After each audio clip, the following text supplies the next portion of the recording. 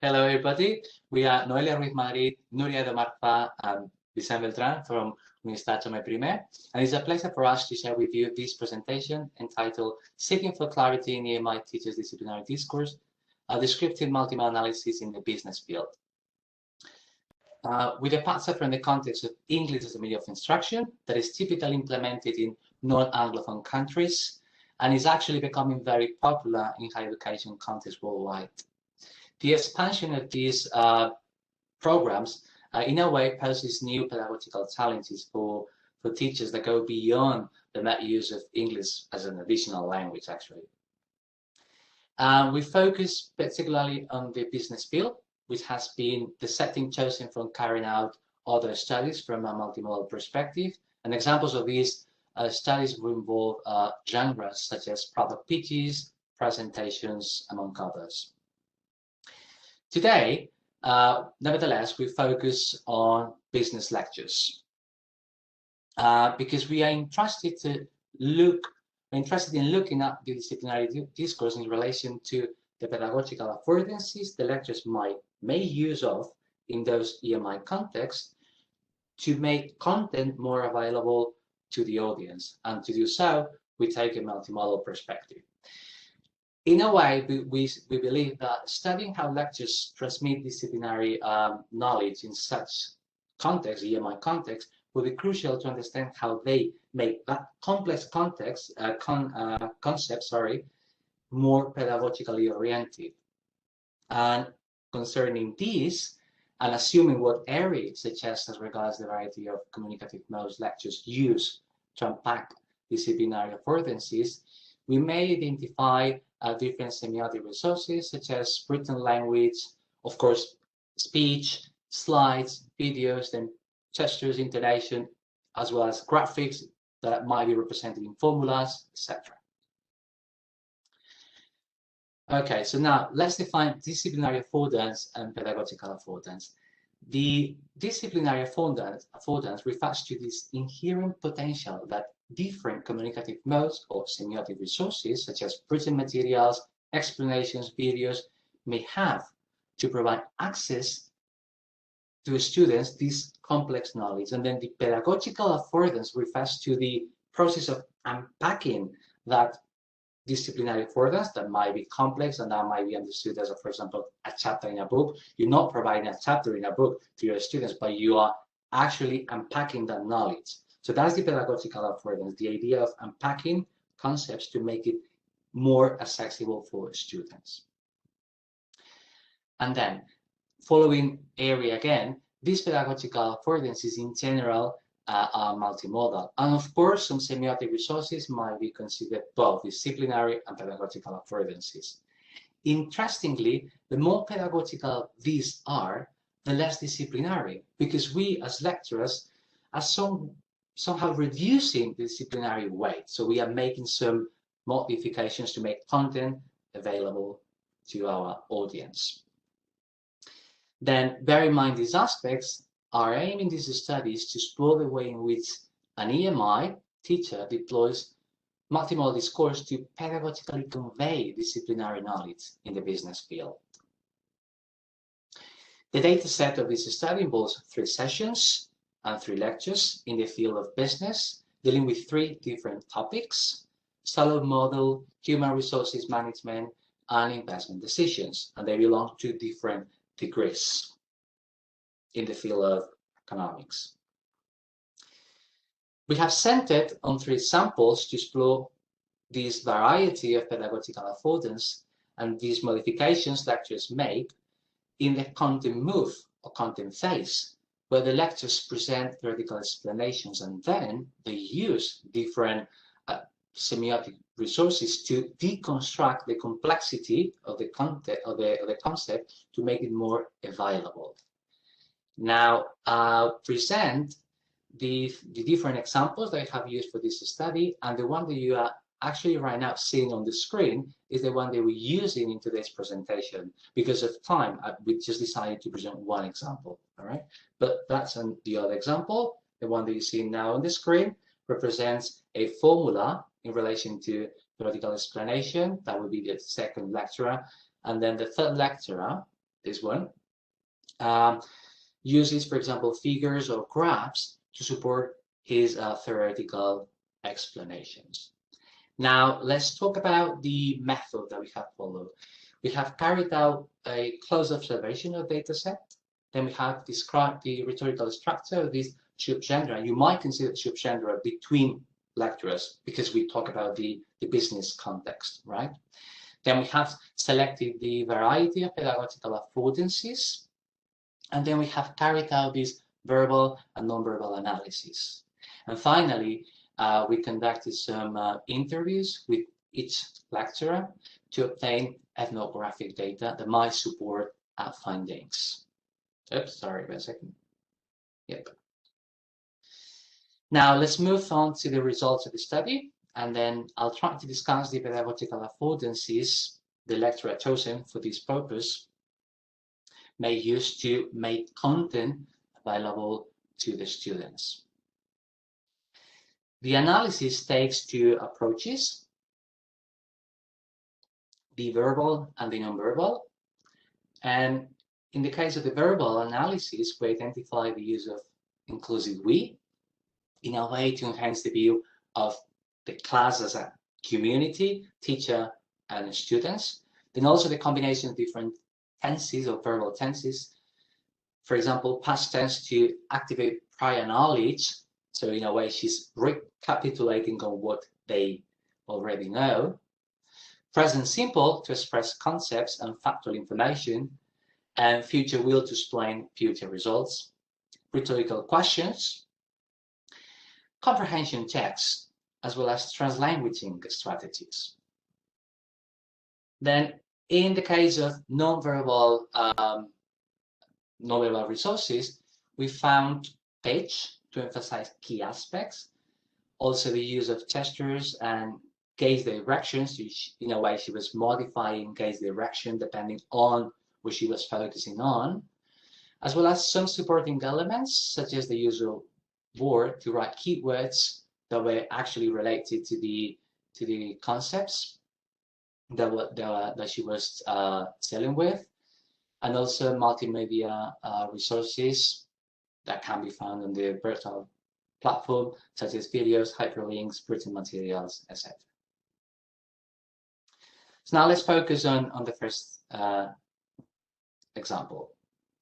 As shown, the explanation the lecturer gives in this case, in this situation, is co-constructed by means of different semiotic resources.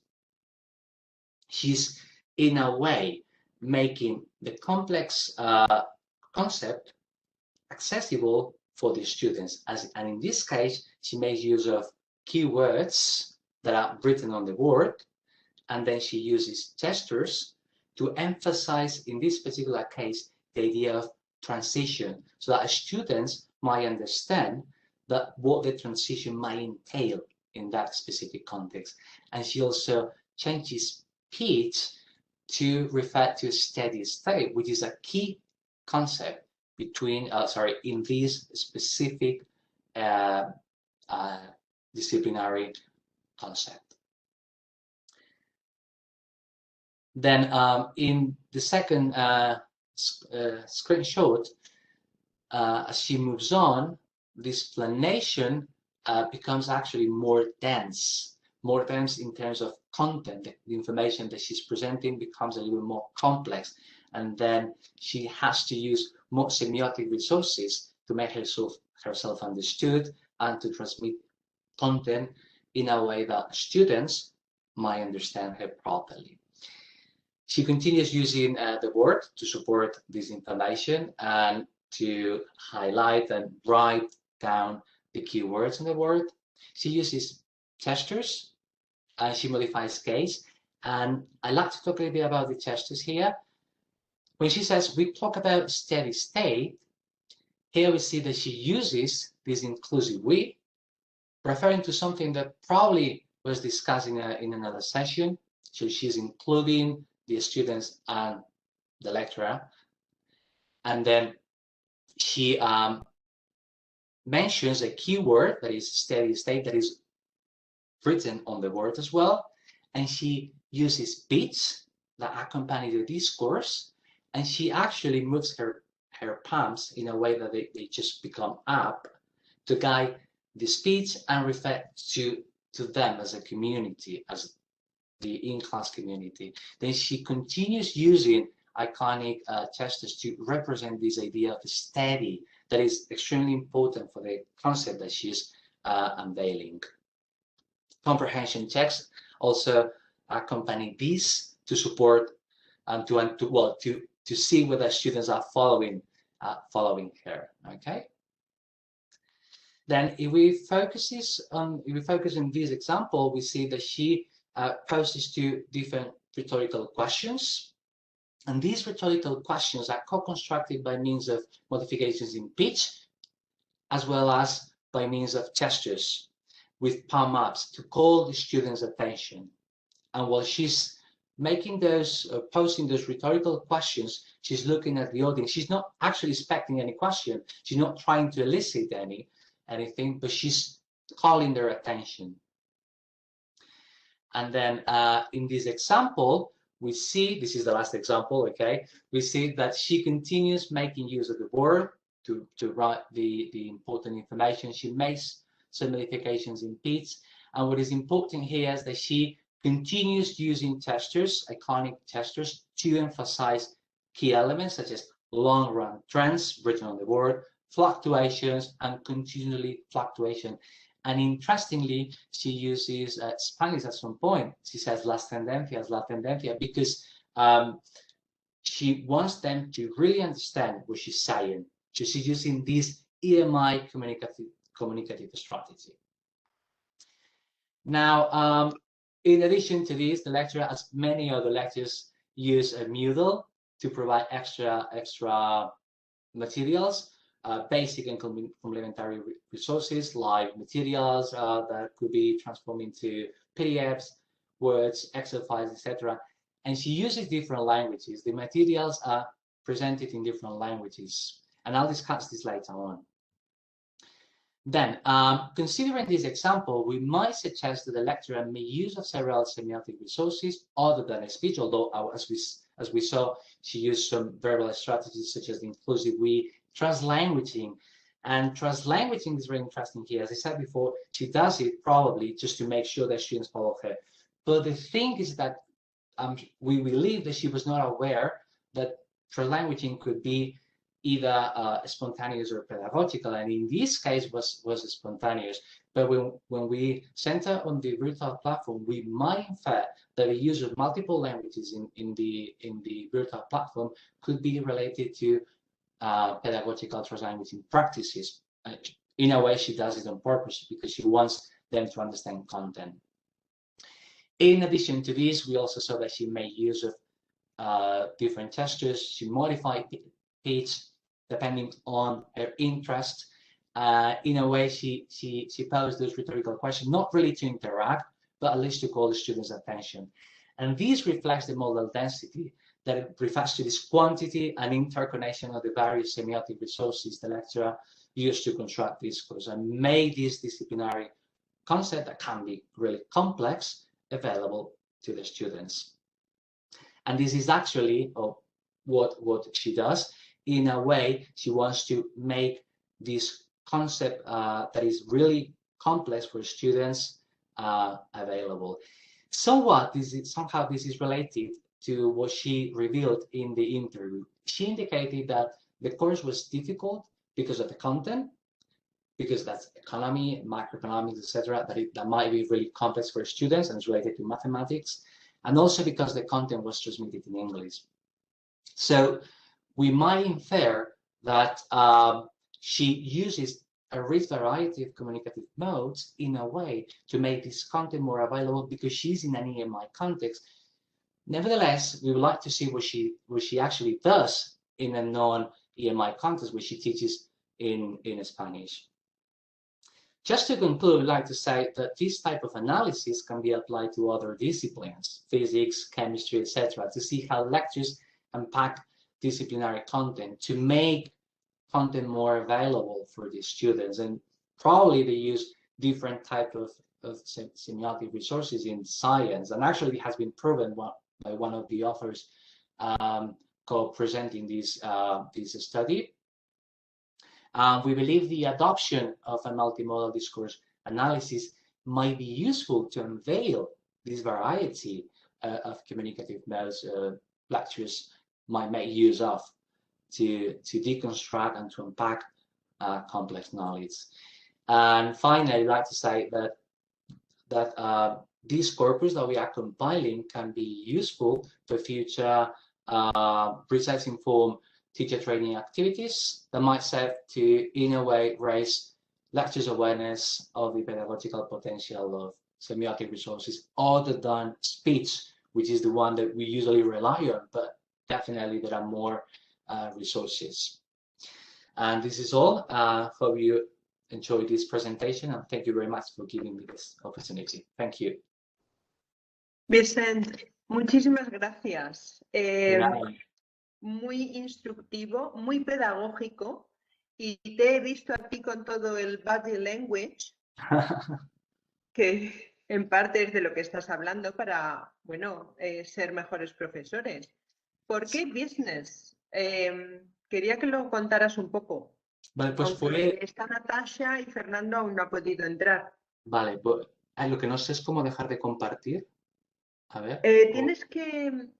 Arriba. ¿Arriba? ¿De tener uso? ¿Te sales de tener uso? Vale, lo veo. Gracias. Gracias. Vale, eso es lo que nos dijeron. Vale, gracias, lo tengo. A ver, elegimos en español. Da igual, como queráis. Es que todos son españoles. No sé qué gente hay, si son de... Vale. No lo sé, Vicente.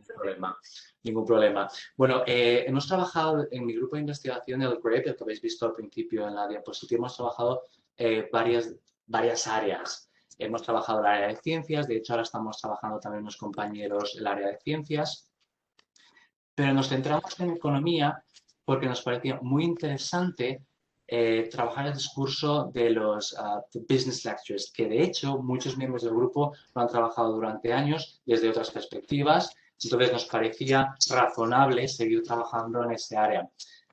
Y también porque, bueno, tienen muchos programas de EMI, entonces creíamos que era interesante, básicamente por eso. Sí. Muchas gracias. Pues yo no veo aquí ninguna pregunta. Los has dejado a todos en shock, intentando digerir tu presentación, pero está muy chula, ¿eh? Pues muchas gracias a todas. Muchas gracias. Muchísimas gracias, Nereida. Pues nada, pasamos a Natasha, ¿qué te parece? Y gracias por ajustar el tiempo. Gracias a ti. Natasha, sí. ¿tú también puedes ponerte la cuenta atrás? Sí, yo podría poner sí, tengo aquí el... Para no interrumpir, que no me gusta. No te preocupes. Veo que ahora puedo compartir. Sí, no sé si se ve. Cuando... Se ve, Natasha. Perfecto. Pues Nereida, te agradezco muchísimo y agradezco muchísimo sobre todo a la Universidad de Alicante y a la organización de poder participar en este momento y sobre todo pues de poder estar en esta mesa que de lo que trata es de mejorar esos procesos de aprendizaje lingüístico y mejorar sobre todo pues la didáctica en este caso de lenguas. Mi intervención, a la cual me intentaré ajustar efectivamente a estos 15 minutos si puedo en vez de 20, se quiere reflejar pues también un poco como Vicente este recorrido intenso que realizamos a través de la experimentación lingüística y pedagógica aplicada a la enseñanza, en mi caso sobre todo de L, pero también para fines específicos y académicos en el ámbito sobre todo universitario y superior. Y en concreto lo que haré hoy es ver cómo la experimentación de los modelos instruccionales del diseño instruccional y la metodología del pensamiento crítico, es decir, esta metodología pedagógica tan ahora de moda, ¿no? El Thinking Based Learning, pues nos ayuda de alguna manera a aplicar dentro del ámbito del aprendizaje de lenguas, pues procesos que desde luego se acerquen más a esas necesidades formativas, profesionales, altamente especializadas a las que los estudiantes universitarios, desde luego, se ven abocados cada vez más. Desde luego, dentro del paradigma de aprendizaje intercultural y cognitivo que nos caracteriza sobre todo y en el marco de las competencias claves y de los contextos de multialfabetización, las nuevas metodologías y sobre todo en el ámbito de pandémico que hemos vivido recientemente y que estamos viviendo, pues aún todavía nos supone comprender esa transformación revolucionaria que a nivel teórico y práctico nos lleva a la formación plurilingüe e intercultural. Y desde luego reformula también los procesos de enseñanza y aprendizaje de lenguas. Desde luego, tanto el marco de las competencias claves que se actualizó en el 2018, como además el DICCOM, que es el nuevo marco de competencias digitales, no solo para los aprendientes o estudiantes, sino también para los docentes, pues claro, esto supone que la innovación educativa y en cuanto concierne al aprendizaje lingüístico y su aplicación curricular, pues por ejemplo en el caso universitario italiano, desde luego no se ha generalizado. Seguimos teniendo muchos problemas con programas curriculares basados en contenidos y donde desde luego adaptar procesos, competencias, transversalidad, interdisciplinaridad, pues nos resulta desde luego difícil para los profesores. No es fácil, desde luego. Es verdad que el espacio europeo de estudios de educación superior, claro, sigue insistiendo, sigue orientándonos a programas formativos que claro, que tengan en cuenta esos procesos competenciales, que tengan en cuenta el desarrollo de actitudes y competencias críticas. Y claro, todo eso trasvasado al contexto del aprendizaje de lenguas, pues nos lleva, uno, a considerar cada vez más un enfoque holístico de estos procesos de enseñanza y aprendizaje, a la diversificación, sobre todo de la tarea docente, en estos contextos de aprendizaje lingüístico. Y claro, esta dificultad en cuanto a lo que se demanda y a lo que realmente podemos ofrecer en el aula, pues se crea una especie de distancia o lo que yo le llamaría de vacío, puesto que al final la metodología que debemos aplicar en el aula, pues prefiere metodologías eclécticas. Y esto no es fácil encontrarlo en manuales, aunque sean de fines específicos o de empresarial o de lo que sea. Entonces, un poco pues en la línea de la investigación que realizamos en la Universidad de Nápoles es efectivamente que atender a que la calidad del proceso de aprendizaje pues reside seguramente en esos procesos de interacción continua Vale, lo entre, veo, lo acepto. Ok. sí, ¿Y entre, esta persona, cómo se llama, la que quieres ascender? Se llama perdón, Fernando. Fernando, vale. Pero no sé si ahora Nereida, no mismo sé si está como asistente de tengo, No lo no veo. sé si, hola, buenas, no sé si se me oía, había una especie de acoplamiento de alguna voz. Bueno, lo que quería realmente proponer hoy brevemente es que efectivamente la construcción de procesos de aprendizaje lingüístico en el ámbito superior, en el ámbito de la universidad, pasa seguramente por sistematizar, de alguna manera, por tener en cuenta, obviamente, los modelos competenciales de comunicación, como el de CERCE Murcia y el de BIRAM, que siguen siendo validísimos, sobre todo, pero sobre todo esa necesidad de sistematizar una competencia crítica, es decir, lo que lo que en muchos estudios se va hablando sobre la reflexión metalingüística dentro del proceso de aprendizaje lingüístico. Siempre dentro de este marco de referencia de lenguas, ¿no? Donde siempre se nos propone este aprendiente intercultural, autónomo, agente social capaz de interactuar, ¿no? Y que se relaciona sobre todo con un enfoque discursivo y sobre todo de la lingüística funcional, del padre de la lingüística de Holiday, donde el aprendizaje debe comprender estos saberes interrelacionados, ¿no?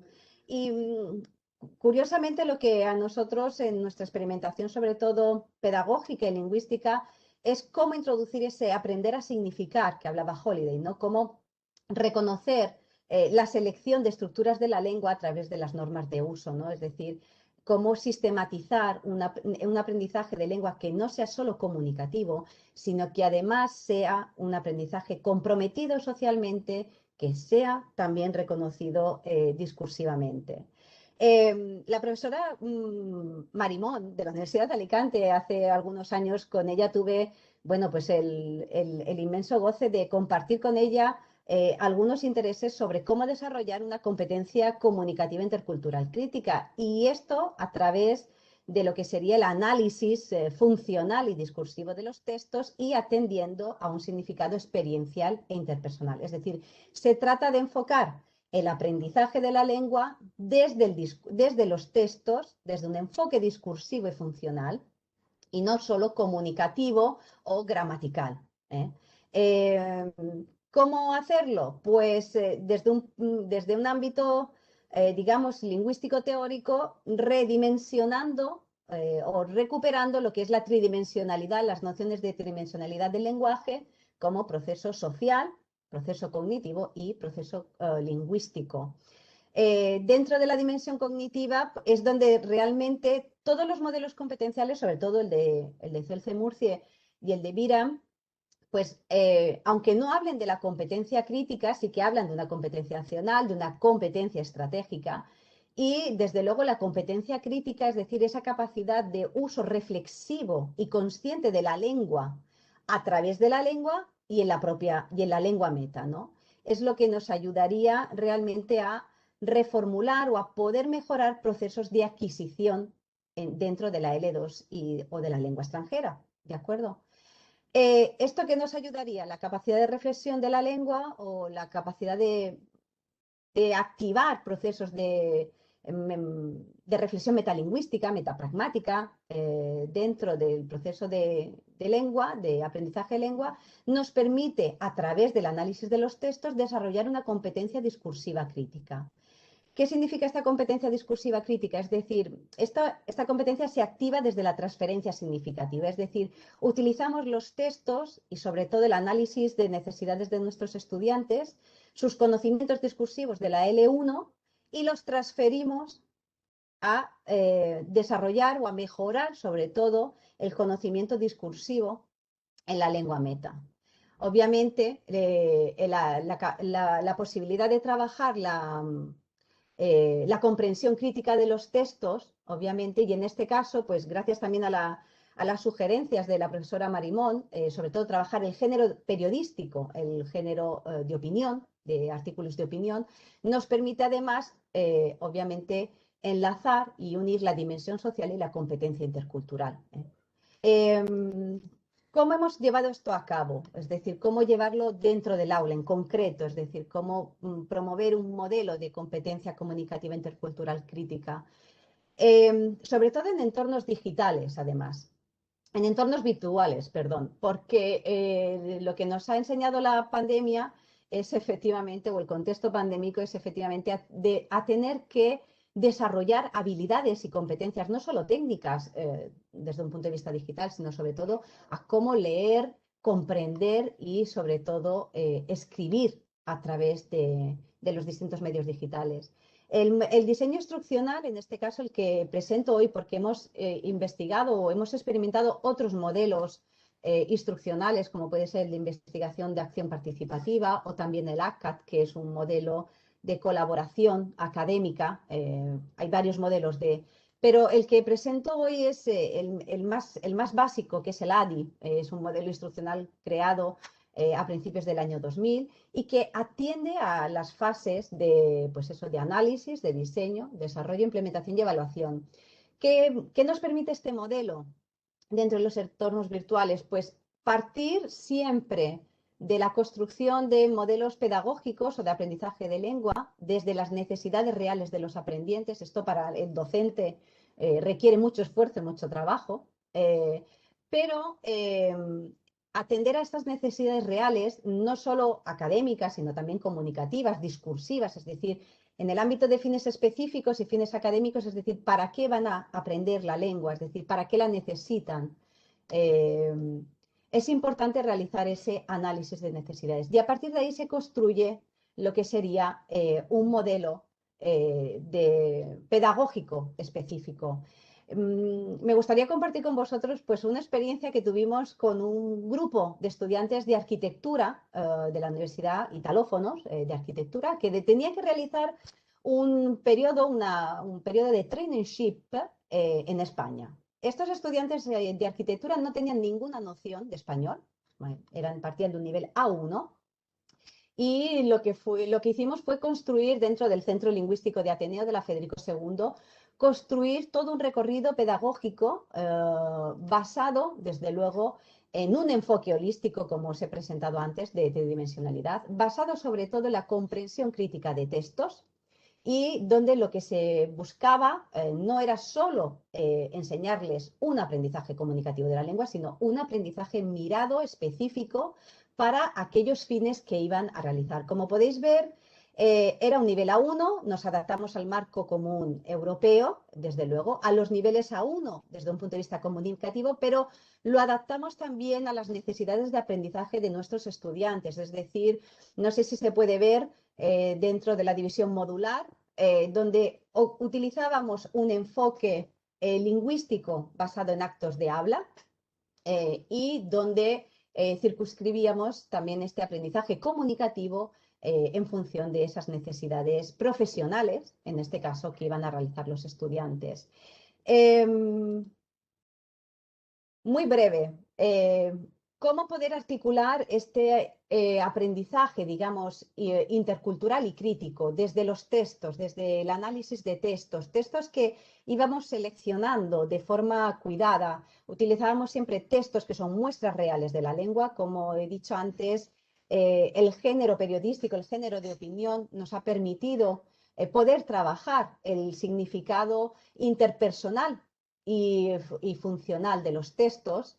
Y lo que hicimos es construir un desarrollo de estrategias cognitivas y metacognitivas que permitieran a un alumno de niveles iniciales poder utilizar la comprensión de los textos y el aprendizaje guiado de las distintas situaciones comunicativas. Aquí os presento, bueno, simplemente pues algunos ejemplos, ¿no?, de cómo poder desarrollar todas las actividades que están construidas ad hoc para este grupo. Natasha, sí. Perdona, tú puedes, es que no se lee y es una pena. Pues voy a ver Los si ejemplos puedo, que estás sí, tienes toda señalando, la razón, tienes toda la razón. Voy a ver si lo puedo hacer. es una pena porque estás hablando de los ejemplos, es interesantísimo, pero Sí, no no se sé si puede ahora leer. se ve, No, Nereida, ahora le he dado a compartir en no se pantalla ve, grande. Natasha. No, No. Y tampoco sé cómo podrías hacerlo más grande. ahora, Ahora, venga, pues Natasha. perfecto. Pues como Perdona, pero es que, nada, claro, no, estaba tranquila, señalando los para ejemplos nada. y Es no se más, es podían que ver.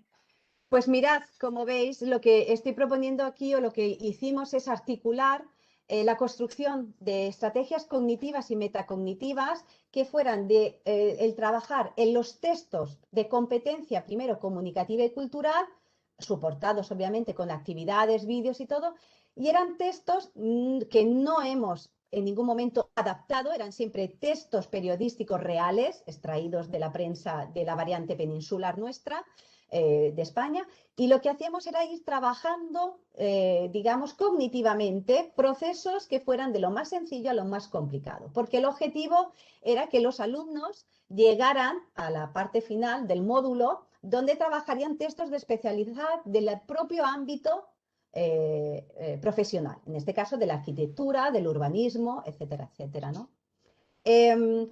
A ver si puedo pasar la diapositiva, porque ahora haciéndola más grande.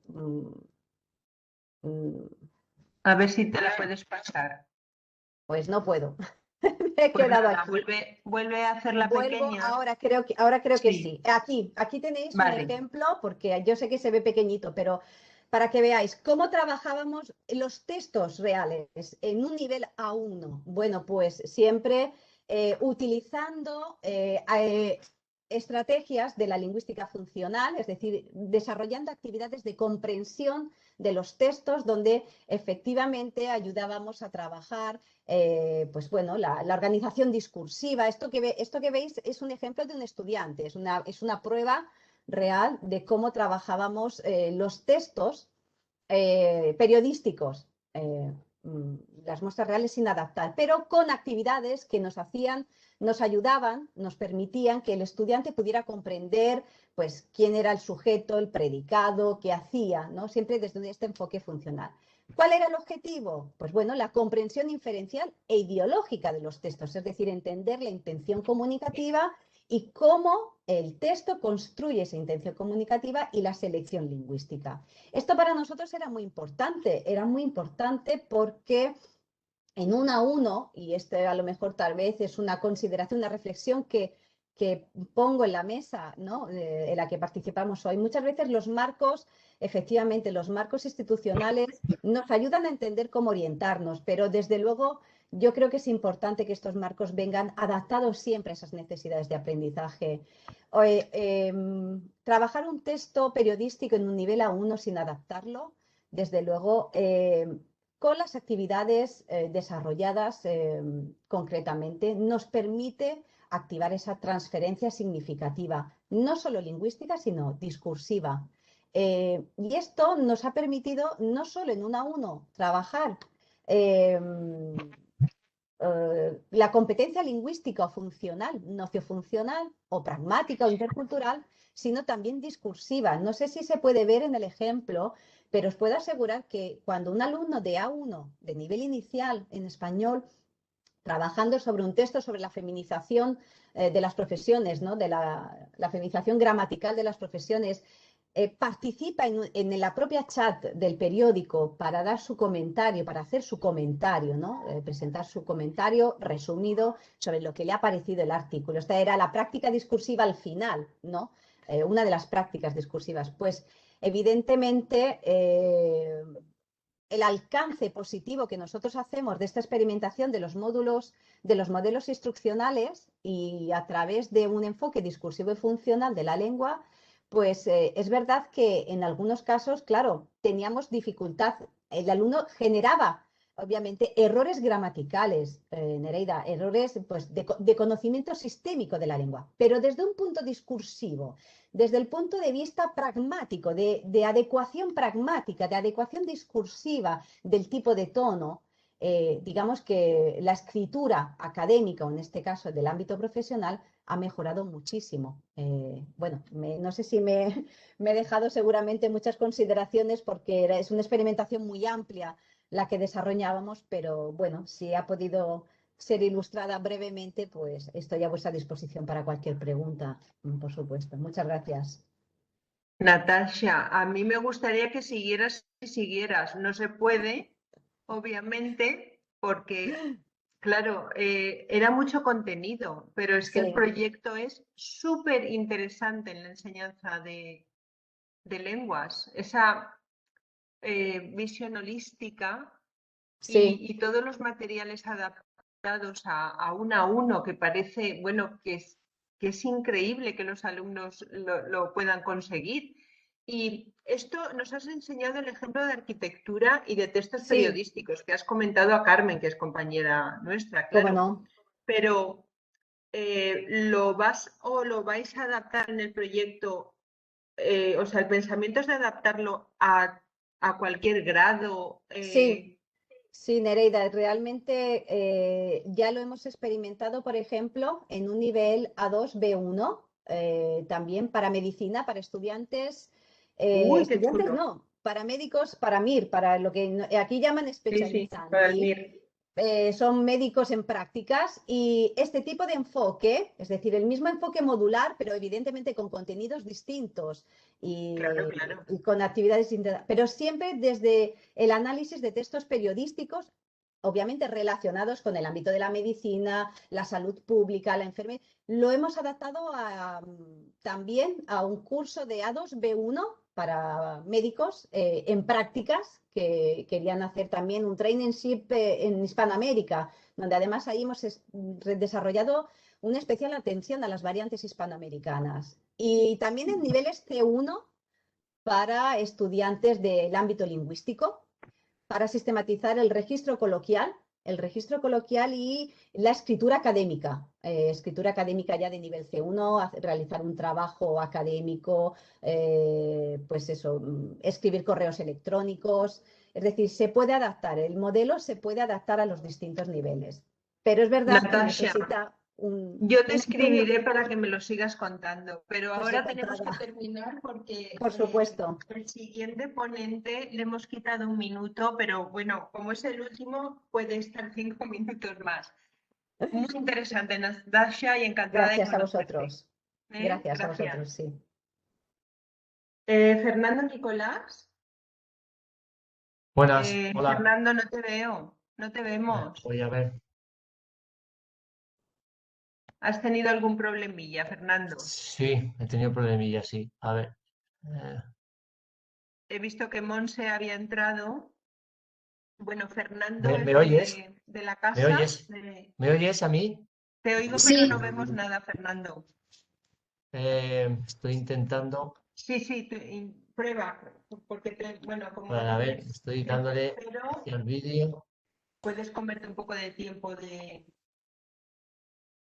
Activar vídeo. del break. Sí. Activó vídeo, pero. Ahora vemos a acepto. Monse.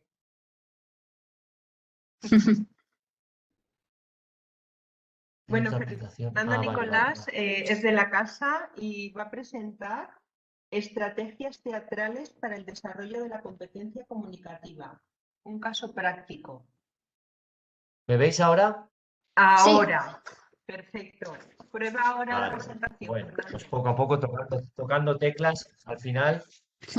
Bien. Se me oye entonces perfectamente, ¿no? Sí. Sí. Muy bien. Ahora tienes que probar la presentación, Fernando. Voy para allá.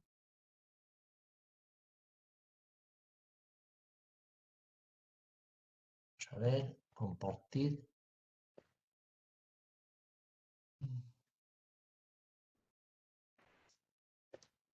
Fernando, ¿tú nos hagas un favor? No, te has ido al correo. ¿Aparece ya? Ahora sí. Muy bien.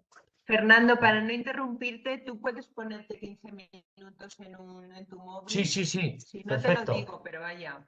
Perfecto. Voy para allá. Pero vamos, eso, que no te preocupes porque puedes coger Sí, un bueno, poquitín no. más de Voy a 5 intentar minutos más. de todas maneras ser escueto. Muy bien, pues cuando queráis. Pues ya está, Fernando. Gracias. Muy Ya te he bien. presentado. Pues nada, Nereida, muchísimas gracias. Buenos días. A ti. Bueno, ya casi buenas tardes. Gracias además también por la oportunidad de presentar en este tipo de congresos estas comunicaciones. En fin, pretenden ni más ni menos, yo creo que poner luz y dar nombre a todas las estrategias interesantísimas, utilísimas, de las cuales nos servimos en la llamada educación teatral en el ámbito escolar. Además, entendemos que se alinean muy bien con las actuales metodologías activas y cooperativas y por lo tanto contribuyen a una paulatina adquisición de la competencia lingüística y comunicativa. Bien, la estructura de mi ponencia, ahí lo tenéis muy claro, una pequeña introducción acerca de un par de conceptos, el caso práctico que aduzco, es decir, el grupo de teatro con el que trabajo y que me sirve un poquito de ejemplo a esta ponencia, ¿vale? Y por último, una pequeña reflexión sobre la actividad extraescolar. A continuación, pasaré directamente a las estrategias que utilizamos en este grupo de teatro. Bien, bueno, como todos sabemos, un poco en el 2013 se modificó el nombre de las competencias, de 8 pasaron a 7. Una de ellas la competencia en comunicación lingüística. Ella la lingüística o comunicativa hace hincapié en la habilidad para utilizar la lengua, expresar ideas e interactuar con otras personas de manera oral y escrita. Esta competencia, lógicamente, está claro que conecta con nuestra vida y además conecta con la vida diaria de los alumnos, en el ámbito escolar, ¿no? Que es lo que nos trae, ¿no? De hecho, en el aula se pueden ver cantidad de actividades, de estrategias didácticas interesantísimas que potencian y promocionan el uso correcto y fluido de la lengua, ¿no? Entrevistas, debates, foros, exposiciones, conferencias, simulaciones. Eh, Relacionado con esta última, con la simulación, se ha utilizado desde siempre la dramatización en el aula. Digo, y yo creo que con más o menos éxito. Cuando digo más o menos, digo que es una actividad súper interesante, pero todos nos hemos sentido a veces un poquito por falta de ganas, nos ha condicionado el tipo de curso que tenemos, la clase, nuestra manera de trabajar, nuestra manera de ser. Lo que sí que es indudable es, digamos, es que el teatro no es solamente ya como espectáculo, sino como actividad educativa adquiere una dimensión más que interesante y puede resultar muy útil para la construcción de un alumno como persona, eso también lo sabemos, ¿no? Es decir, facilita el trabajo en equipo, fomenta el desarrollo de la imaginación, potencia la memoria, favorece la educación emocional, mejora la confianza, multiplica las posibilidades de comunicación. Y me detengo aquí, en las posibilidades de comunicación, porque como dice González Nieto, el teatro pone en práctica todos los resortes de aprendizaje de una lengua en un determinado modelo comunicativo. Por ello, para esto, precisamente para ejemplificar esta afirmación, ¿vale? Voy a aduciré actividades y estrategias educativas que llevamos utilizando ya un equipo de docentes del Colegio Inmaculada Jesuitas de Alicante. Se ha ido desarrollando en un grupo de teatro escolar llamado La Nave Argo, con resultados cualitativos pues interesantes y yo creo que dignos de compartir. En fin, brevemente, el grupo de teatro surge en el 2010, lleva más de 10 años representando obras de teatro de temática grecolatina sobre todo. Y esta quizás sea una de las patas de nuestro humilde éxito, con una gran aceptación entre el alumnado del centro y diversos éxitos a nivel económico y nacional. Bueno, ahí dejo la página por si acaso queréis visitarla, verlas. Bien. La actividad del grupo de teatro es extraescolar. Es cierto que este aspecto es verdad que se aleja de los estudios o de los intereses de muchos docentes, ¿vale? Nos quita tiempo, etcétera, etcétera. Además, parece incluso más marginal o menos importante. Se ha escrito mucho sobre la educación no formal también, ahora no es el momento de profundizar. Pero precisamente este aspecto marginal es el que a nosotros no hemos experimentado, nos proporciona un valor añadido. Por ejemplo, la actividad no suele ser masiva, lo cual mejora la operatividad, el seguimiento, la relación entre ellos, la relación con el educador. El carácter voluntario ya es una buena disposición del alumno, significa una buena disposición del alumno. Él se presenta con ganas de divertirse, de implicarse, de aprender.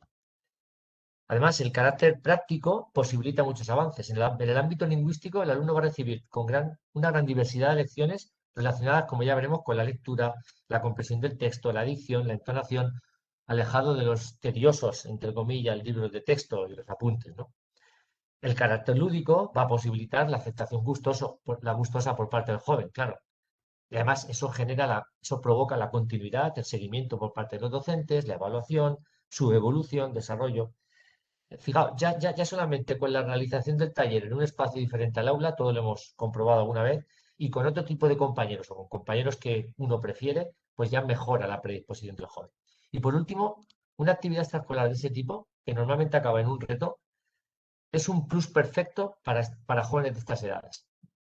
Desde el grupo de teatro siempre hemos querido invitarles a retos importantes, no solo quedarnos en la actuación al final de curso, en el grupo, en el salón de actos del centro, ¿no? Sino que les hemos invitado un poquito a presentarnos en fin, a certámenes, a festivales, de ámbito local, nacional. Esto no es por competitividad, de verdad. Esto además, este aspecto ha resultado muy interesante porque nos hemos dado cuenta que ellos responden a un espíritu de superación, compromiso, colaboración, responsabilidad. Y todo esto al final revierte en ellos. Por lo tanto, es interesante lo del reto. En resumen, todo el trabajo desarrollado en una actividad extraescolar en el grupo de teatro es un auténtico, para mi opinión, laboratorio donde se pueden observar, como veréis, y estudiar innumerables recursos que pueden servir en la ayuda de en la educación de nuestros alumnos. Ahí tenéis algunos ejemplos de estos experimentos, proyecto Erasmus que vamos a llevar a cabo el año que viene, con proyecto internacional, con 2 centros educativos de Grecia y de Italia, un proyecto de experiencias teatrales, un campus de teatro para niños de primaria, en verano, taller de iniciación, se creó un grupo de teatro amateur, hemos realizado concursos de textos dramáticos, etcétera, etcétera. Bien, vamos ahora a las estrategias que se utilizan en el grupo de teatro. La LOMCE ya sabemos que desarrolla la competencia lingüística en 3 niveles, ¿no? Saber, saber hacer y saber ser. Bien, pues voy a pasar a relatar algunas diferencias, perdón, algunas diversas experiencias educativas que sirven de ejemplo para la consecución de estos niveles. Para ponernos en contexto, las reuniones de nuestro grupo de teatro tienen lugar los viernes de 3:30 a 6:30. Normalmente contamos con una media de 20 alumnos en el reparto. El número que se asemeja, esto ya empezamos, al de una aula normal, con todas sus particularidades, gente más tímida, menos tímida, gente... Suelen participar alumnos de cuarto de la ESO, primero y segundo de bachillerato. Aspecto este también interesante, educación vertical, ¿vale? Los pequeños aprenden de los mayores. Bien, y en las primeras reuniones previas a la programación de ensayos, el grupo lee la obra que va a trabajar durante ese curso. Y aquí aparentemente es este el primer escollo, porque como hemos dicho, trabajamos con teatro de temática grecolatina y claro, a cualquiera le puede parecer que presentar una tragedia griega es algo pretencioso. Pero es que para los alumnos hemos dado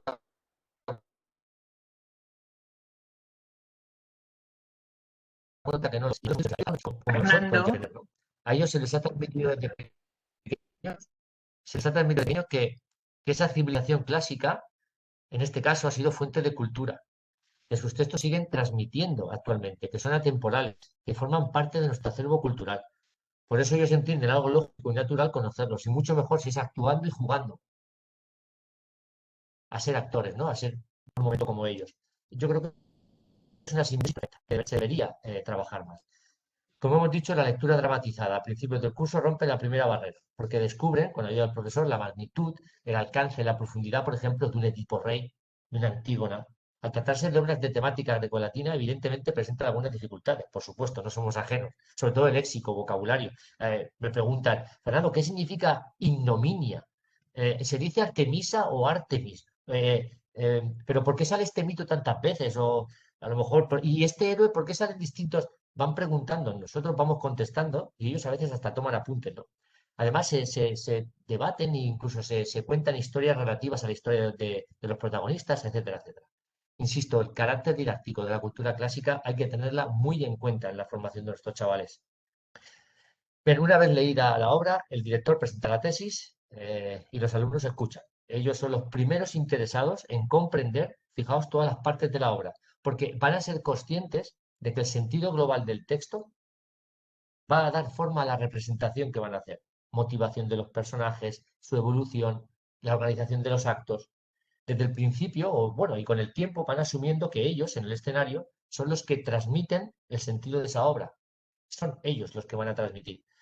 Y entonces ellos incluso se plantean sus diferencias con el propio autor. Yo esto no lo he hecho así, ¿por qué hace que el personaje este muera, etcétera, etcétera, ¿no? Se dialoga, se debate, todas las partes con tal de que todos entiendan el sentido general del texto. Pero, y esto nos ha pasado de verdad, no solo entienden el argumento, por ejemplo, de una Antígona, sino que además incluso han surgido debates acaloradísimos, algunos defendiendo la romántica actitud, no sé si os acordáis, de la protagonista de querer enterrar a su hermano Polinices, saltándose así las leyes impuestas por el rey Creonte, pero es que luego hay otro bando que no está de acuerdo, que defiende la correcta actitud de un rey que pretende con las nuevas leyes olvidar el pasado y construir una Tebas nueva. Cueste lo que cueste y pasando por encima de las subjetividades de cualquier sobrina o sobrino o familiar. Bien, cuando este tipo de debates o situaciones surgen de manera espontánea, nosotros los docentes, aparte de caérsenos la baba, solemos dejar de lado a nuestro rol de directores y disfrutamos como espectadores y como educadores. Y además es que no nos importa quién tenga razón, ni intervenimos. Dejamos que ellos sean los que interpreten, los que lean. Yo creo que como docente ya, ¿vale? Muchos años, esto es al fin y al cabo lo que queremos que nuestros alumnos hagan cuando se acerquen a los clásicos, ¿no? Lo que decía Emilio Lledó, ¿no? De sugerir. Bien, una vez repartidos los personajes, cada alumno interioriza su papel y la entronca el sentido general de la obra. Ellos nos van explicando incluso que se dan cuenta de que hablan más rápido de lo normal, de que se traban con algunas palabras, de que no saben aguantar la curva melódica de una interrogación larga, de que a lo mejor no les gusta su manera de expresar la ira, la frustración, la pena del protagonista. En definitiva, si os fijáis, verbalizan lo que les falta para poder transmitir el mensaje de la obra que requiere, con toda la intención que se requiere. Estas reflexiones sobre la lengua, que trabajan ensayo, en mi opinión, en nuestra opinión, son sin duda auténticas lecciones, por ejemplo, de sintaxis y semántica textual. Por otro lado, hablando del estilo, ellos también notan la diferencia con sus registros más cercanos. Al principio se sorprenden de que exista una lengua castellana así, tan antigua, pero aún así aceptan el reto de aprenderse cada uno su papel. Yo insisto, nuestros alumnos muestran un respeto enorme por los clásicos. Comprende que una tragedia griega, a priori aburrida, por ejemplo, tiene un estilo y registros significativos, ¿no? Que la hacen especial, la hacen magistral y al fin y al cabo la hacen eterna. Y de esta manera nuestros alumnos se aprenden, de verdad, monólogos enteros, sesudos diálogos o solemnes intervenciones corales. En los ensayos los declaman, se equivocan, son corregidos por el profesor, se corrigen entre ellos, preguntan, no sé, juegan muchas veces con distintos tipos de entonación, intensidad, expresividad, incluso lenguaje corporal. Yo creo que los docentes es en este proceso también en el que nos damos cuenta de que los alumnos aprenden de un modo práctico y casi involuntario las diferentes estructuras gramaticales del texto. Es un continuo metalenguaje, que no solo les sirve para aprender y para transmitir y actuar, sino también es un proceso, yo creo que imparable, de asunción de conceptos lingüísticos, prácticas, registros, etcétera, etcétera. En el transcurso de los ensayos, los alumnos actores desarrollan muchas estrategias para la comprensión de las partes que tienen que estudiar, ¿vale? En ocasiones enseñadas por el director, otras por ellos mismos. La memoria, en nuestra opinión, juega evidentemente un papel importantísimo. Ejercitarla para nosotros es fundamental, por supuesto. De hecho, las estrategias que el alumno crea, subrayarse el texto, repetirlo muchas veces, frases importantes, captar la idea, entender los distintos subtextos del texto, de lo que es el texto, todo eso al fin y al cabo les puede servir para incluso otros ámbitos de la educación. Desde aquí, perdóname, 30 segundos quiero aprovechar para revalorizar el denostado papel de la memoria en el ámbito educativo de hoy en día en beneficio de lo excesivamente experiencial, ¿eh? Sin duda, lo ideal debe ser una combinación entre ambas, atendiendo a lo que es preciso experimentar en algunas materias, por supuesto, o lo que es más rápido, más práctico y más conveniente, memorizar en otras. Yo estoy con Steiner cuando dice que ejercitar la memoria debe ser sin duda algo básico a lo que no debemos renunciar en la educación. Bien, al procesamiento de información y a la memoria le sigue la expresión oral, por supuesto. La declamación del texto, la dicción, la entonación, la vocalización, las distintas curvas melódicas. ¿Cuántas veces los alumnos han aprendido a pronunciar bien tal frase o recitar correctamente cual texto cuando se pone frente al espejo o se pone a hacerlo delante de su madre o delante de su hermano pequeño, delante de un compañero y se dan cuenta de que esto no lo entonan bien, de que aquí no se ha liado, la madre le dice, pero niño, ¿qué estás diciendo si no te enteras? ¿No? Ellos reflexionan sobre su propio texto. Por lo tanto, la expresión oral se trabaja continuamente. Al mismo tiempo, me ha sonado la alarma, así que voy rápido ya. Al mismo tiempo, la creatividad importantísima. El alumno crea muchas veces, no solamente en los ensayos, sino en las actuaciones, digamos que nuevos conectores, palabras que le ayudan un poco a enganchar un texto con otro. Y además no solo en los ensayos, sino que también incluso en la propia actuación, ¿no? Reconducen una conversación, utilizan una palabra que les da pie para recoger si se han perdido los compañeros. Yo entiendo que esto, que no todos los chavales lo tienen, esta capacidad de improvisación, yo creo que es una señal de una creatividad lingüística extraordinaria a tener en cuenta, ¿no? Y de una comprensión total del texto. Interesantísimo que también lo recoge González Nieto en su libro, ¿no? El tema de la creatividad.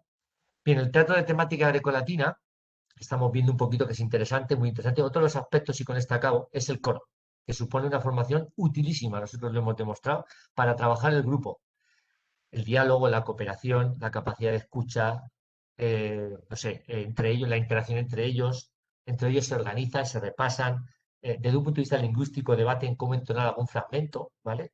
Qué intención tiene tiene ese otro fragmento o en qué palabra poner el acento de lo que están diciendo. Yo creo que yo lo veo, a mí me gusta mucho como profesor de lengua de latín. Resulta muy interesante ver cómo, para sincronizar la intervención, acuerdan pronunciar el texto a una velocidad determinada, con las cesuras necesarias, pero eso sí, nosotros lo que solo decimos, con su propia curva melódica y expresividad de cada uno. Y eso les da una riqueza tremenda al texto y eso es lo que ellos exploran. Bien, en resumen, creo que, en fin, la experiencia un poquito de esos 10 años nos lleva un poquito a asegurar casi de una manera casi empírica que la experiencia de trabajar con jóvenes de entre 15 y 18 años en el entorno de un grupo de teatro escolar nos demuestra que la voluntariedad, el carácter lúdico y el aspecto cooperativo, entre otras fortalezas, hacen que las estrategias utilizadas desde un punto de vista lingüístico sirvan, sin duda, como un complemento perfecto para construir, entre otros, la competencia lingüística comunicativa. Y sé que he ido un poco rápido porque lo más importante es que no nos salgamos del tiempo. Así que muchísimas gracias y espero que se haya entendido. Fernando, muchísimas gracias. Yo quiero ya una invitación para la próxima. Pues La palabra clave obviamente es motivación. Si hay motivación, se consigue prácticamente todo, en mi opinión, ¿eh? Monse quiere hablar. Sí. No contesta, Fernando. Es que de vez en cuando te has parado, eso, ¿sabes? que esa motivación... No sé por qué motivo hemos dejado de oír, Sí. pero vamos, La motivación de los chavales es dispar. Nos encontramos con alumnos que ahora mismo son médicos del Hospital de Alicante, astrofísicos que están en Heidelberg o gente que no ha conseguido trabajar y está trabajando, ¿no? O gente que está ahora en el segundo, está en la ESAT de Murcia. Las motivaciones para los alumnos a veces son muy dispares. Lo que ocurre que es verdad que el tema del grupo sí que es verdad que me interesa mucho el tema de lo que es hacer grupo y lo que les gusta, les apasiona y sobre todo que les encanta actuar. Esto tan innato y tan arcano, creo que eso es lo que yo creo que se descubre y ellos descubren. Y desde el punto de vista lingüístico, evidentemente ellos no lo dicen. Yo aquí podría poner muchos vídeos que les he ido grabando a ellos para que ellos me cuenten y evidentemente gente tímida. En fin. Muy bien, Fernando, gracias. Monse, ¿nos oyes bien? Sí. Adelante. ¿Y a mí me oís? Bueno, yo voy a ser muy breve porque nos hemos pasado, pero Sí. es que, Fernando, estoy entusiasmada, te lo prometo que me has dejado, estoy como Nereida con ganas de que nos invites a la próxima representación. Pues de nada, verdad. hago esta palabra. 16 de julio, Festival de la Alcudia en Elche, lo organiza la Universidad de Alicante. Bueno, pues nos Estaremos allí con nuestra Ifigenia en Aulide, que es... recuerdas. Pero Sí, por supuesto. Yo quería hacer una pequeña reflexión al hilo de todo lo que has dicho, que, como digo, pues me has entusiasmado como profesora para intentar, no sé, poner en práctica algo de esto, aunque es muy difícil, me parece. Pero mira, una de las cosas que me ha llamado la atención, o quizá la que más me ha llamado la atención, es cuando has aludido a que cuando verbalizan lo que les falta, se superan a sí mismos. O sea, me ha encantado que de algo negativo saquen algo positivo para superarse y que eso esté por encima también de la competencia lingüística. O sea, que con eso lo que consigues es que mejoren como personas. Entonces, bueno, pues lo que se está hablando aquí en este congreso, por lo menos en las comunicaciones a las que yo he asistido, a las que se alude a la competencia existencial, me parece que es, vamos, una actividad, una estrategia extraordinaria para desarrollar no solamente las capacidades lingüísticas, sino también ellos a sí mismos como personas. Simplemente quería hacerte esa reflexión y que... Sí, nada, totalmente de acuerdo, Monse, y de verdad que no es para la real, pero tenemos casos, o sea, casos de personas con los que hablamos y lo que pasa es que digamos que nuestra manera de actuar es tan natural, porque como somos docentes es como si cogiéramos a los alumnos de siempre, pero es verdad que que lógicamente cuando ellos se notan que han evolucionado, entonces es cuando te lo dicen. Fernando, es que cuando yo empecé tenía tantos complejos, tantas no sé qué, tanta, claro, esa autoevaluación que hacen es la que a mí me hacen después reflexionar sobre esto que comentamos. Totalmente de acuerdo. Y luego además, bueno, supongo que la temporalización es bastante larga, ¿no? Porque tú has dicho que ensayáis de 3 a 6, has dicho. De 3:30 a 6:30, sí. ¿Cuántos días a la semana? ¿Durante cuánto tiempo? Uno. ¿Un día durante todo el curso? ¿Es así más o menos? ¿O? Todos los viernes ensayo. Todos los viernes ensayo. Nos Por eso ponemos un que- reto. Normalmente utilizamos, por ejemplo, el Certamen Nacional de Teatro Grecolatino que organiza el Ministerio para presentarnos. Eso nos sirve eso les sirve como enganche, como pique, así hablando así para nosotros, y a partir de ahí nosotros vamos un poco diciendo, vale, pues la grabación la tenemos que hacer el tal de marzo. Pues Fíjate. eso se presenta en abril. A partir de ahí agendamos, y a partir de ahí nos comprometemos, y a partir de aquí, para el primer trimestre, tengamos esta parte de la obra hecha. Y digamos que eso es interesante, Es porque una maravilla, sí. con los pequeñitos, que no tenemos ese tipo de retos todavía, con los de primaria, que ya estamos trabajando, claro, eso es lo que echamos en falta, porque los niños, actividades teatrales, a lo mejor, cuando llegan tres semanas igual y con juegos, se cansan, ¿no? En fin, Ya. no quiero alargarme. Pues nada, muchísimas gracias, Fernando. Me ha Nada. entusiasmado. Muchísimas Gracias a gracias. vosotras por dar esta oportunidad también. Bueno, ha sido un panel súper, ¿eh? Súper. Gracias a todos. Si Y a mí me ha dado nos tiempo solo a ver la vamos a última, muy bien. No, ha estado muy bien. Las 3 comunicaciones. Muchísimas gracias. Muchas Muchas gracias. gracias a Hasta la vosotros. tarde. Hasta la tarde, Gracias. hasta luego. Adiós. Hasta luego. Hasta luego, gracias. luego. Adiós. Chao.